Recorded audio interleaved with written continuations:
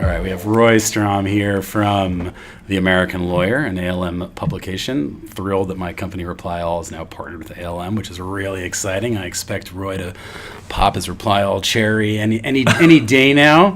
Yeah, we can say that. We can say that it's legal week. We've had a couple of drinks. Yeah. But first of all, very excited to have you here. And I wasn't even sure if you were going to make it because you got caught in the polar vortex that is Chicago this week. That's right. Well, I do. I work from Chicago. I'm the lone ALM sort of wolf out there. And Chicago, we got 8 inches of snow between yesterday and the day before. And then it was about 4 degrees today. And the high tomorrow is negative 12.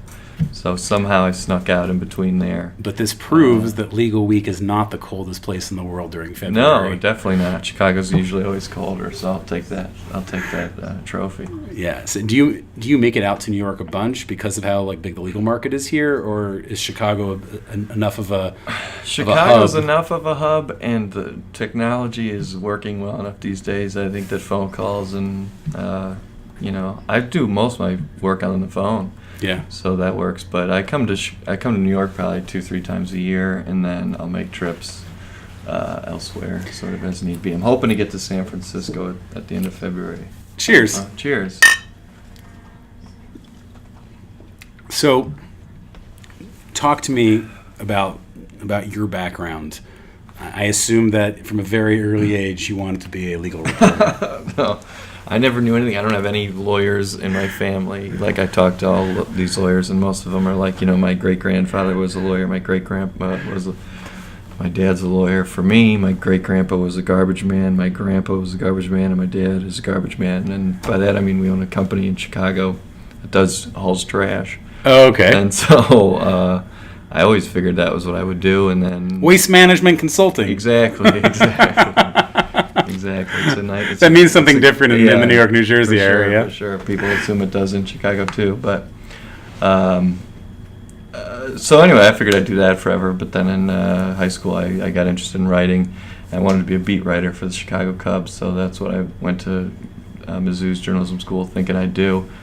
And then pretty quickly transitioned into business reporting, which I'd always liked. I'd always had an interest in business, family stuff, and stock market. So I came after graduating from Mizzou. I went to Reuters, worked as a intern. But you're a content creator, meaning you were just telling me before that you even tried stand-up comedy a couple of times, that you were a class clown in high school. Yeah. Bill James, you familiar with Bill James at all? The baseball writer? Baseball writer, yeah. So one of my first interviews ever after starting Reply All was with Bill James. Is that right? It's one of my highlight moments because he's one of my favorite writers in the world. Yeah. I think his book Popular Crime is one of the most underread books that if people read it, they would change their minds about the prison system and about crime in general. I love it.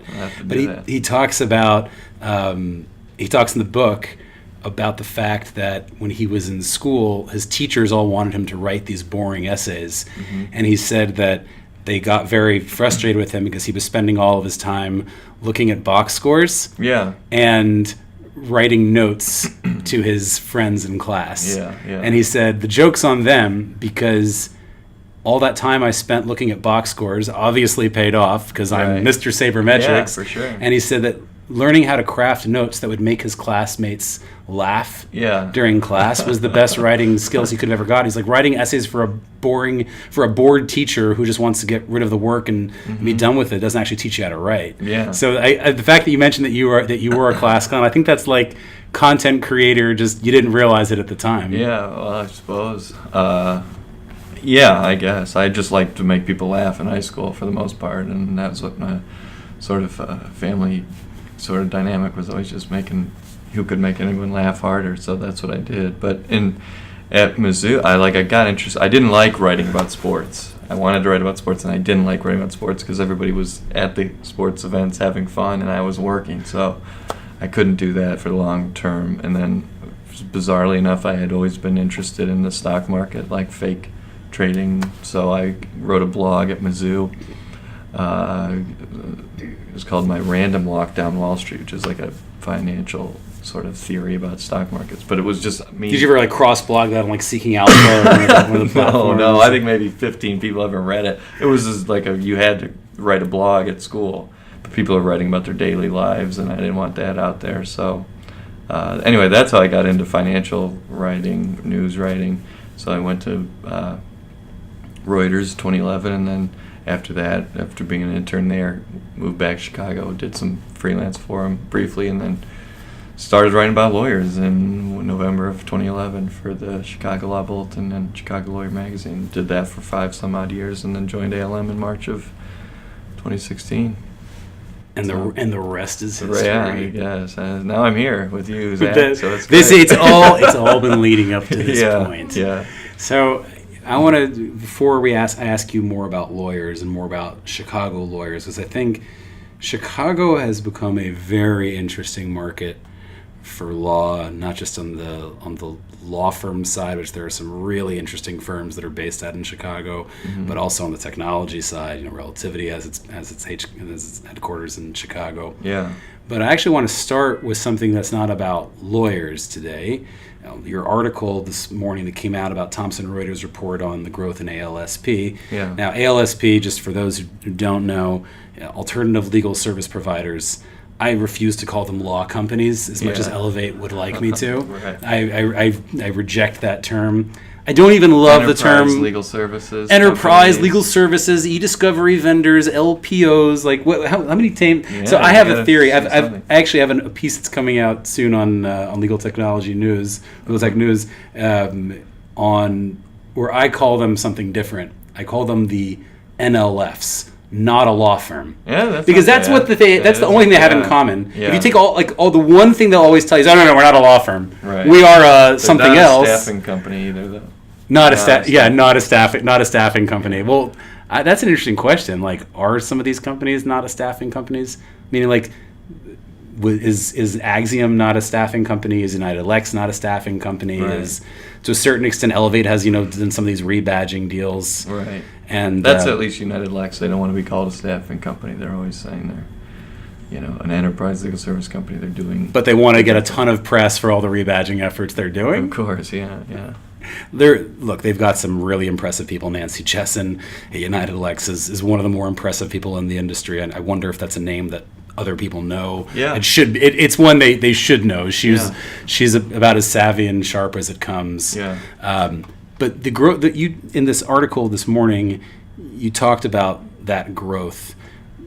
Put in perspective, because actually I've read that report now for a few years, and for a while there it actually looked like things were beginning to plateau, but that's not the results of the report this morning. The report this morning suggests otherwise. Yeah, well, I think the report this morning was a follow-up to one they did 2 years ago.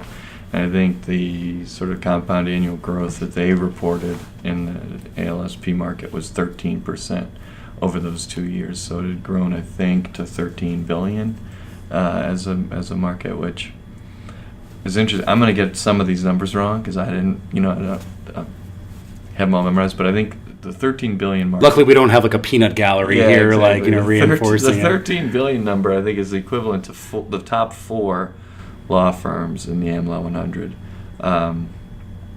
But like if you went from the bottom up at the AmLaw 100, like what would it be from the 100th to like the 81st? Like I don't know. I know that the 20 billion number, which would happen if they continued, what they expect is a 25% annualized growth over the next few years through I think 2022. So anyhow, now 20 billion was sales. Right? Yeah, 20 revenue. billion. $13 billion in revenue today, with an expectation of 25% annualized growth over the next few years, which means they would double in size in 3 years. So that would get you to around $20 billion. It's $10 billion in sales and 13% in growth. That's where they get to that 20 billion. So then you get to the 20 billion in a few years, and then you're looking at. My question immediately, so first of all, I think it's important to recognize, and just to be clear, I have friends at Thomson Reuters, Joe Borstein, Ed Sohn, Eric Laughlin. I think these are very good people, and I think they've been great at evangelizing for ALSPs across the industry, and I think, the other ALSPs... They're in it, too. Yeah, well, the other ALSPs probably have gotten some love from the content that Thomson Reuters publishes, and especially those people I mentioned, I feel like have done a very good job evangelizing about the industry, even when it means sales for others besides them. Yeah. But that being said, like they obviously do have a point of orientation here. They want this market to look big because they want every GC in the world to start asking, do I give that to my law firm or do I give that to my ALSP? Yeah. So they clearly have their motivations here, Sure. but I'm curious. Sales is a very general way of looking at these service providers. So like not all sales are equal. There's sales that are very, very high profits, and if you ask people at e-discovery vendors or even at Thomson Reuters, they're not incentivized for their book of business on the less profitable work the way they are on the higher profitable work, the more profitable work. Yeah. So the question is like, how do we drill down on that? Like, what is that $10 billion and that $20 billion mean? So just to use an Lexus example, I will hear from other service providers that, Idlex gets a lot of press out of those rebadging efforts, but they're not all that profitable. They only work if they bring in more work as a result of the rebadging. Mm-hmm. But that would also, theoretically, that non-profitable business, assuming that's the case, that's also part of sales. So what does that number really mean? Well, I mean, these ALSPs are working, first of all, at a much probably lower margin, I'm guessing, than your typical law firm, right? Well, no one has the profitability nobody of a has typical the law profitability firm. of a typical law firm. So the question, I guess, is what, until we have that insight or that transparency in the ALSP market, whether that's through publicly traded companies or whatever it might be, I don't think people really. Maybe to speak for myself. Are there any service? I mean, I guess Thomson Reuters is publicly traded. Do we have any other service providers that are publicly traded at this point? I don't think I'm aware of any. And that would be an incredible way to benchmark the industry if you had that kind of information. Well, that's what I'm saying. Is it's an opaque sort of market at the moment. You don't know. I don't know at least what. I'm sure it'd be good information as a reporter to go find out. So. I'll get on it, but I expect a revision on my desk by Friday. But law firms are dealing with this same question about what sort of work do we want to do, how profitable can we be, and how do we, siphon off work that we don't want to be doing. And to the point you're making, if work can be done in a, economically from an alternative provider's standpoint, and a law firm doesn't want to do that work, sure. Then I think that's how the market will grow, rather than, this huge threat or competition. Sure, it's a threat to some, but I don't think all of them.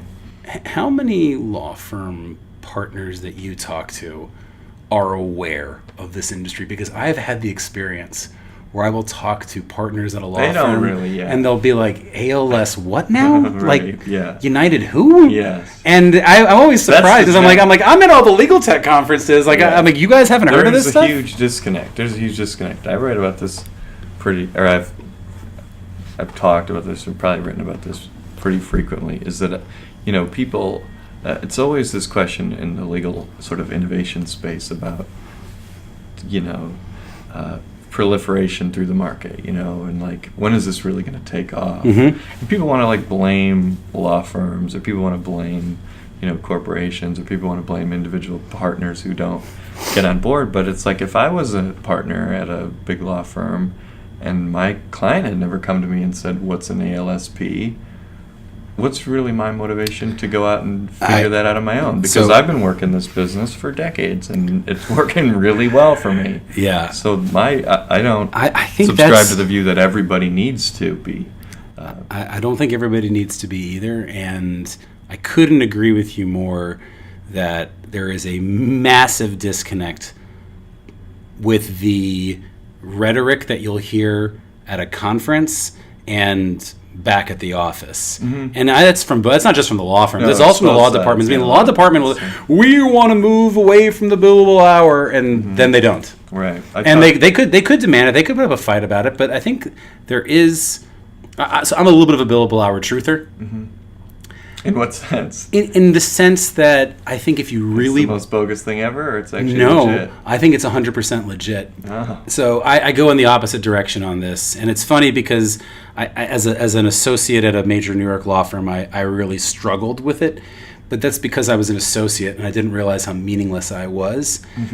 I now That's recognize... not a problem, though, for associates to be meaningless?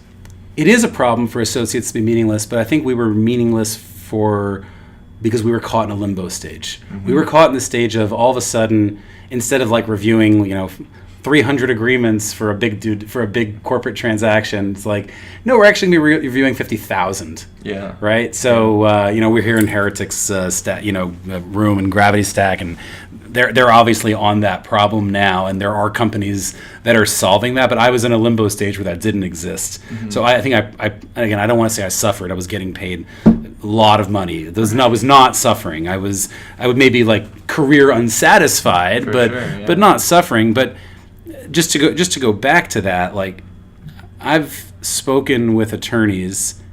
Well, let's start with the billable hour issue. My sense is that partners who are getting paid $1,300 an hour are in fact worth a lot more than $1,300 an hour. Mm-hmm. And associates who are getting paid $500 an hour or $600 an hour are worth a lot less than that. Mm-hmm. But no one really wants to pay someone $5,000 an hour. That's just unpalatable. You could never imagine it. Mm-hmm. Even if it's totally worth it. David Boyce is worth $25,000 an hour. Mm-hmm. He's very, very valuable. Mm-hmm. Okay, and same could be said of John Quinn and Evan Chesler at Cravath. These people are insanely valuable, but it's just not palatable to charge someone that amount. So the way we do it is we bill out the associates. Yeah. And really what you're doing is you're paying the partner there. Mm-hmm. The problem now is with associate leverage and menial tasks and more automation, that's kind of being called into question. From my perspective, if lawyers started saying, listen, enough with the charade, we're going to bill you what we're actually worth, and our associates we're not going to bill them out, but we're training them, and they're essentially going to follow us around like puppies mm-hmm. on every deal that we do and every litigation that we do. I think that would make more sense. I just think that no one...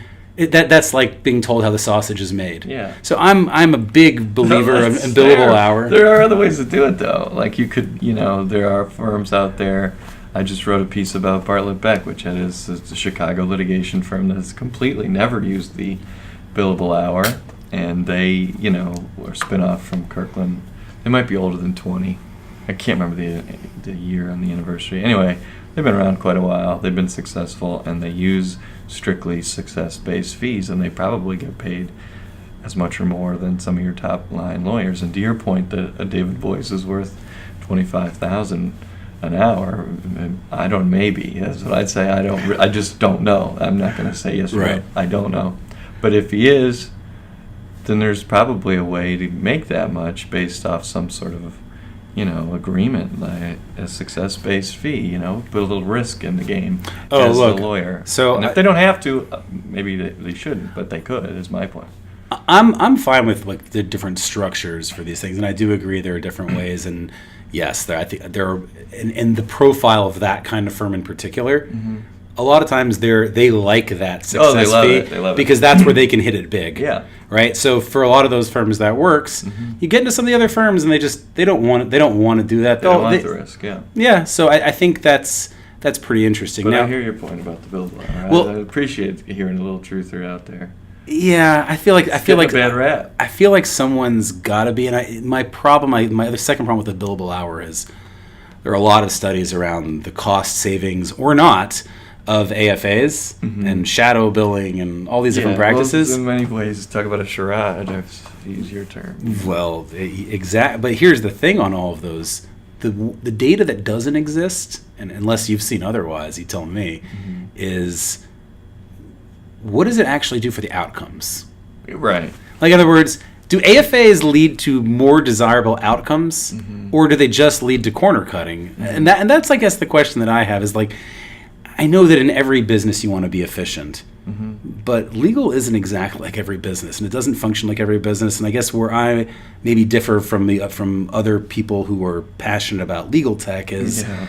I'm not convinced that the firms are being irrational in the way they're behaving. Yeah. And I think that's my point. You could take it a step back, and you could say, forget outcomes and efficiency. Just nobody really tracks outcomes. Yeah. Nobody really, apart from what they're costing you. Well, who wants to track a KPI with it, like come back? Right, but here's my point. Bad from the court. This has been my most recent thought process or sort of interest as far as my reporting goes is what would a performance-driven legal market look like in terms of like today. I think performance-driven legal market. That's my sort of big question that I've been trying to find the answer to. And I'm not just like some lone wolf. I think a lot of people are looking at it, but I think you could make a pretty strong argument that a lot of the legal market today is sort of credentials-based, the market, where how well, and I don't find anything wrong with this, by the way, but it's sort of, how well you did in college, how well you did in the LSAT, how well you did in what law school you got into, how well you did there, what law firm you went to, and sort of so on. And by the end of that huge sifting process, a client should be pretty comfortable that they've got a really smart person on the other end. If you've made partner at one of these big law firms, you're really hardworking. Oh, gosh. You probably have inherently built a network of useful relationships inside that, and you know what you're doing. You're probably good at what you do. Mm-hmm. Most likely, you're probably really good at what you do. And so that's what I think the market has been built upon. But I think sometime, and I think people are making efforts toward this, that there will be better ways of, first of all, you have to classify legal work in terms of what it is you're doing. You have to classify how you did it. Then you have to classify what happened. And I think all three of those things will happen. And then you'll be able to, along the way, price will be in there.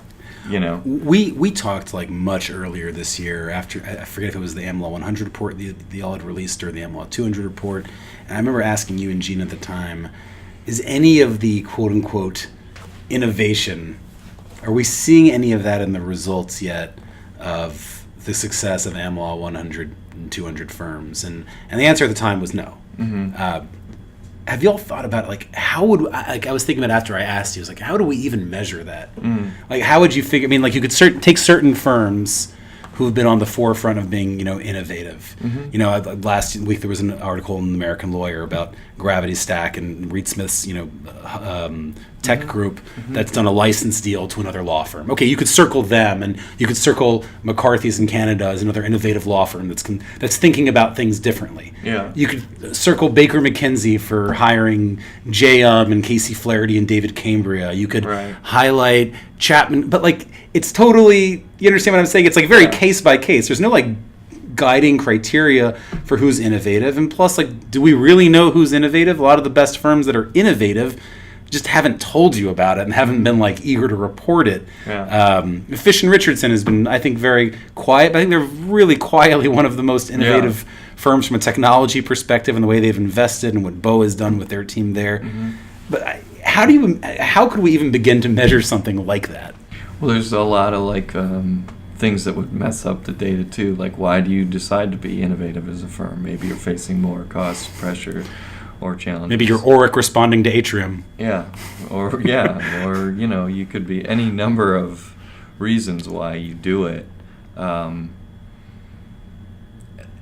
just because people build out, do innovative things, it doesn't guarantee success. Like, the point of it isn't be innovative, you'll be successful. The point of it is, if you think the market's changing, respond to it. And you might mess something up, something might fail. We've seen firms build things that haven't worked, Sure. So I'm less interested in measuring the sort of some group of innovation, because innovation is happening individually at these different law firms, and if it's worth it for them, then they should be doing it. If it isn't working, and then it's not going to work. But I guess the question is, it gets to scale, right? Like, at what point will you see some vastly different legal market? And this is when I come back to these different efforts to classify legal work. We've got here at Legal Work, we had people issued this standards advancement for the Legal Industry Alliance. That's they're putting out, I don't know if it'll work or not, but the theory behind it to me makes sense, which is to classify legal work the same way you have a sort of or in a similar way as you might have like a stock keeping unit for nails or things like that. So you can, track what the products are that you're actually selling, because law firms really don't track what it is they're selling. So there is no really like market where you can go to and say, oh yeah, this firm actually does do it a lot more efficiently than your current provider. And if you really want innovation to take off, that is a measurement that has to happen. Sure. Because there's too much risk involved in any given. So there's a company that I know that's trying to do this in the e-discovery space, which is Legal. Okay. You familiar with them at all? No, but this is why I'm talking to people about it, because everyone tells me new things. So Legal is founded by Cash Butler. He's very involved in the Masters Conference, and he's been in e-discovery before. He's trying to come up with a system that rates all of the e-discovery vendors based on different criteria so that he can help with procurement. He says, listen, you go to hire an e-discovery vendor for particular matter, if you don't have a previous relationship and you're looking at all of them, they kind of all look the same. It's like when they told us in NYU Law, when we were interviewing at law firms, they're like, go on the law firm's website to see what they talk about. I'm like, every one of them looks the same. The law firm website doesn't help you at all. Like, it just says, we're a global law firm with a huge amount of practice, and we have practice groups on antitrust and intellectual property and corporate transactions, and that's obviously very challenging.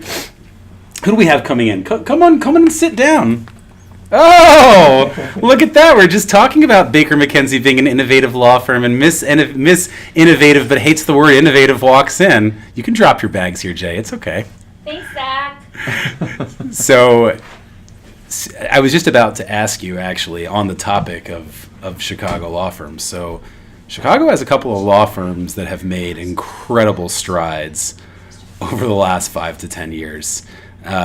When I started off, Kirkland was a good firm, but they weren't a $3 billion firm. A similar thing could be said of Baker McKenzie, both with major offices in Chicago. I'm curious how you being there, at what kind of attention you've been able to give to those two in particular, and then what other firms you're looking at now that have like caught your interest.